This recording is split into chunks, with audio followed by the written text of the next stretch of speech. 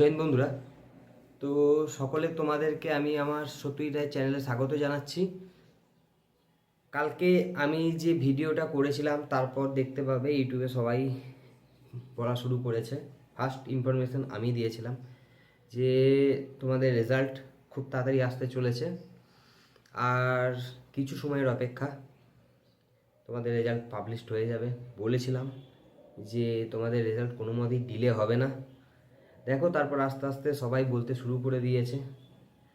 এমনকি তোমাদের সকলকে আমি আমার তরফ থেকে, যারা সিলেকশন পাচ্ছ, আমার তরফ থেকে অনেক অনেক শুভেচ্ছা, অভিনন্দন। আর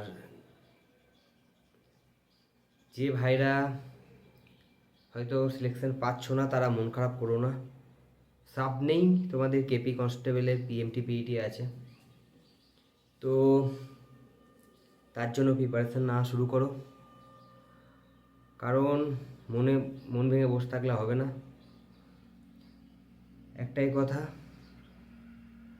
যে এবার কেপি যে এক্সামটা রেজাল্টটা দেবে, সেটা অনেকে আমাকে প্রশ্ন করছিল, দাদা কেপি রেজাল্ট কবে দিতে পারে। তাহলে দেখো, এখন তো ডাব্লিউপি রেজাল্ট পাবলিশড হলে এখন পুরো পিআরবি ওই দিকেই একটা চাপ থাকলো। ওদিকে ভিআর আছে, মেডিকেল আছে, সবই আছে। তার মধ্যে ইলেকশন ঘোষণা হয়ে গেলে আর তো কোনো কিছুই হবে না। তো এখন রেজাল্টের কোনো আর সম্ভাবনা মোটামুটি পাওয়া যাচ্ছে না। যদি রেজাল্ট দিতে পারে সেটা ইলেকশনের পর যদি তোমাদের রেজাল্ট দেয়, যাদের একটা মাঠে খুব ভয় থাকে, যে ভাইদের, যে বোনদের, তো এই সময়টা তোমাদের কাছে একটা ভালো সুযোগ থাকবে মাঠটা তৈরি করে ফেলার।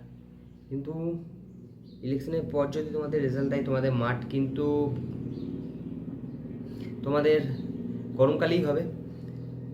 যাদের মাঠে প্রবলেম আছে তারা একটা সুযোগ পেয়েছো ভালো করে, তাহলে সুযোগটাকে কাজে লাগাও। তোমরা মাঠটাকে ভালো করে প্র্যাকটিস করো এই সময়টায়। এর সাথে সাথে তোমাদেরকে, আর যে ভাইরা ডাব্লিউবিতে সিলেকশন পাচ্ছ, তাদের মেডিকেল সম্বন্ধে আমি আগেও ভিডিও করে দিয়েছি এবং নেক্সট আরও ভিডিও আমি আনবো। কী কী লাগে দেখবে, আমি আমার দেওয়া আছে, আমার নিজস্ব মেডিকেলের যে ফিট সার্টিফিকেটটা ওখানে দেওয়া ছিল। এমনকি ভিআর কী লাগবে সেটাও অলরেডি আমি পাবলিশ করে দিয়েছি। কী কী লাগে ফর্ম, সেগুলোকে রেডি রাখুন। যে কোনো মুহূর্তে রেজাল্ট পাবলিশড হয়ে যেতে পারে। মন খারাপের কিচ্ছু নাই, মাঠের জন্য রেডি হও যারা কেপির জন্য প্রিপারেশন নিয়েছো। তো মাঠে কত গুণ ডাকবে, দেখো ভাই, যদি ডাব্লিউপি জয়েনিং হয়ে যায়, তারপর ওরা ট্রেনিং শুরু হয়ে যায় যদি ওদের, তারপর যদি কেপি রেজাল্ট দেয়, তাহলে কেপি নাম্বারটা অনেকটাই কমতে চলেছে। আর মাঠে কত গুণ ডাকবে তার উপর নির্ভর করছে। দেখো, যে যতই বলো 30 গুণ ডাকবে, 25 গুণ ডাকবে না। আগের বারই 14 গুণ ডেকেছিল, আমি এবারেও ধরে রাখছি 12 থেকে 14 গুণই ডাকবে। তো 12 থেকে 14 গুণ যদি ডাকে, সেই অনুযায়ী একটা কাট আপ আমি অ্যানালিসিস করেছি। এই থেকে এই নাম্বারের মধ্যে যে ভাইরা বা বোনেরা, যে ভাইরা থাকছো, তারা সেফ জোনে থাকছো, ঠিক আছে। এটা ভেবো না যে এটাই ফাইনাল কাট আপ, বা এটা একটা, আমার মনে হচ্ছে অ্যানালিসিস করে, ঠিক আছে, কখনোই ফাইনাল কাট আপ বলে কেউ বলে দিতে পারে না। ফাইনাল কাট আপ কিচ্ছু হয় না। তো একটা এর থেকে এর মধ্যে থাকলে একটা তুমি সেফ জোনে থাকলে, ঠিক আছে। তো কখনোই কেউ বলে দিতে পারে না যে ফাইনাল কাট আপ এটাই আমার যাবে, এটা মিথ্যা কথা বলা হচ্ছে। তো একটা নর্মালি আমাকে যদি জিজ্ঞেস করো, আমি যেটা বলতে পারি সেটা হচ্ছে এই কাট আপটা যেতে পারে। তো এটা যেতে পারে মানে এটা যাবে এটাই নয়, এখান থেকে 1-2 বাড়তে পারে বা কমতেও পারে, ঠিক আছে। তো আমি তোমাদেরকে পুরো, চলো কেপি কনস্টেবলের আজকে যে কাট আপটা, আমি কাট আপটা সম্বন্ধে তোমাদেরকে আজকে তুলে ধরি, যে কীরকম থাকলে তোমাদের সেফ জোনে থাকছো, ঠিক আছে। কারণ যারা সিলেকশন পেয়ে যাবে তাদের তো আলাদা ব্যাপার, কিন্তু যে ভাইরা এখনও সিলেকশন পাওনি বা মুখ থেকে ঘুরে আসবে, তাদেরকে তো প্রিপারেশন নিতে হবে। তো সেহেতু তোমরা দেখো, এর মধ্যে যদি তোমাদের যদি কাট অফ নাম্বার থাকে তো সেহেতু করো। আর রানের জন্য আমি একটা ভিডিও নিয়ে আসবো, কীভাবে যাদের রানে খুব সমস্যা, তাদের যার যার রানের সমস্যা আছে, কি কি প্রবলেম হয়, কেন তোমাদের পিএমটি পিইটি পাস করতে পারো না, যে কিসের সমস্যাগুলো আমাকে কমেন্ট করো, আমি তোমাদের কমেন্টে রিপ্লাই দিয়ে দেবো। আর সাথে সাথে আমি কেপির যে প্রিলিমসের যে কাট আপটা আমি তোমাদের সামনে অ্যানালিসিসটা তুলে ধরছি।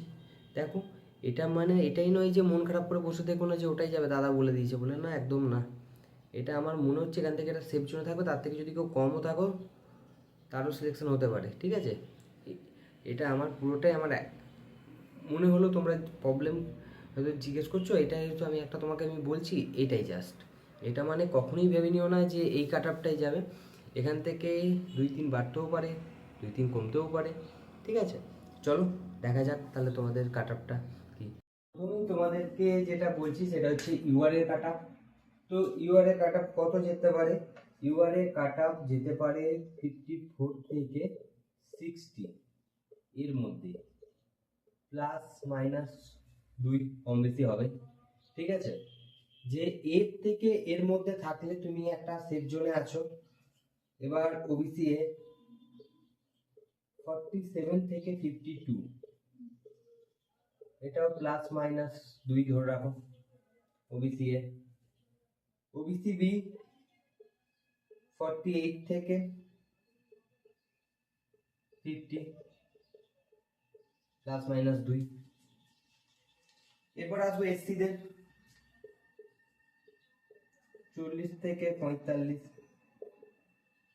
প্লাস মাইনাস 2 ধরে রাখতে হবে। এটা মানে এর থেকে এর মাঝে যারা থাকছো তারা খুব সেফ জোনে থাকছো, ঠিক আছে। এর থেকে যদি কেউ কমও থাকো তাও ভয় পেও না, 2 বাড়তেও পারে 2 কমতেও পারে। এসটি 34 থেকে 36, প্লাস মাইনাস 2। আর ইডাব্লিউএস 32, প্লাস মাইনাস 3। এর মধ্যে যারা থাকছো মেলদের, ঠিক আছে, সেহেতু তাদের কাটা আমি বলে দিলাম। এর মধ্যে যারা থাকছো তারা একদম সেফ জোনে থাকছো। আর এটা মানে যে এটা সেটা আমি বারবার নয়, আমি আরও বারবার বলে দিচ্ছি যে এর কাছাকাছি যেতে পারে, ঠিক আছে।